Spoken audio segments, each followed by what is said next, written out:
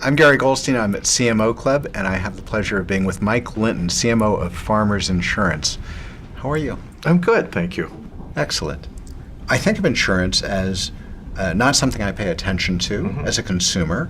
I don't see it as fun, lively, or sexy. And yet, somehow magically, with that progressive campaign with Flo, it just sort of redefined what that experience was.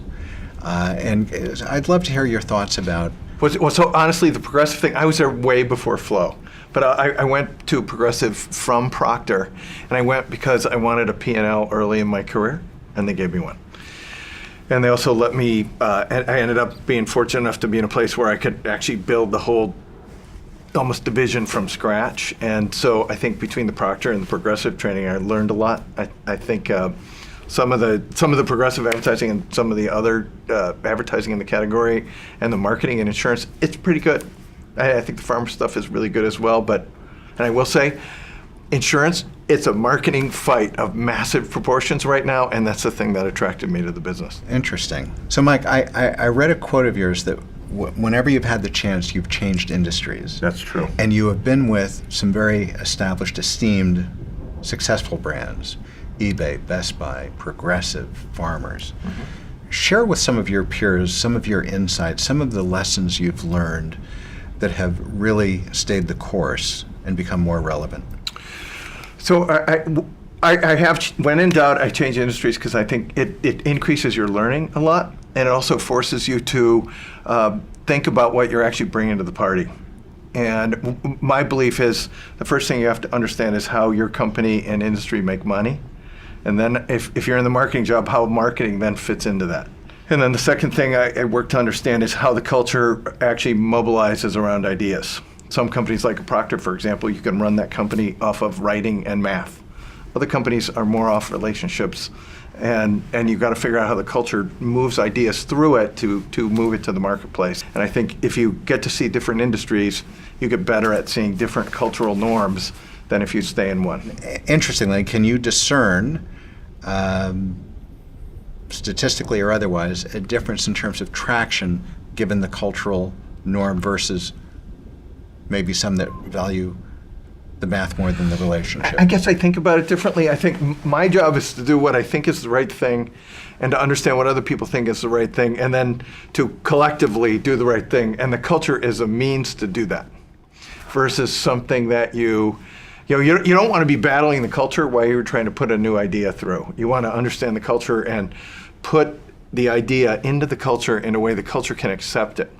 I'll give you an example. At Farmers recently, we changed the Farmers logo after 57 years.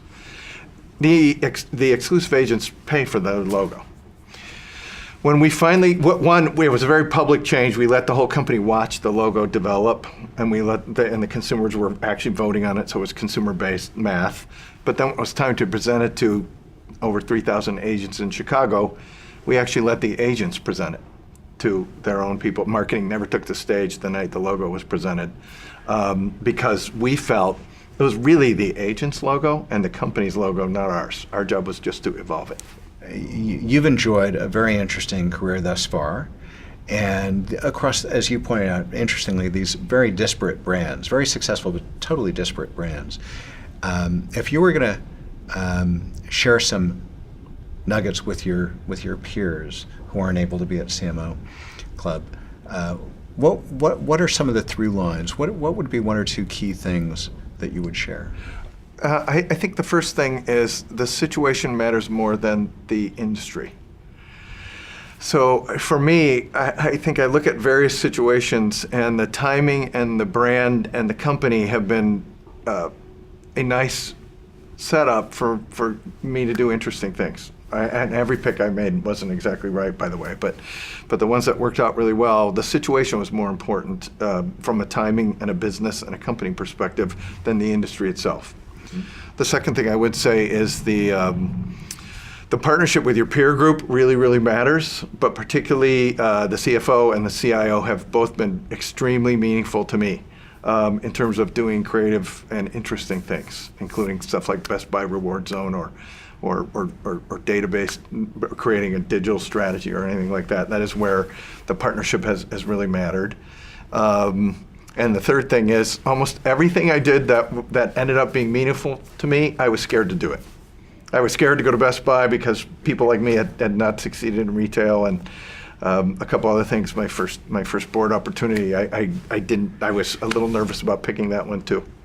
It's hard to do really interesting things if you don't take some risk, and if you take some risk and you're not scared, that's kind of a weird human emotion. So, A great pleasure. Thank you so much. Thank you very much. Absolutely.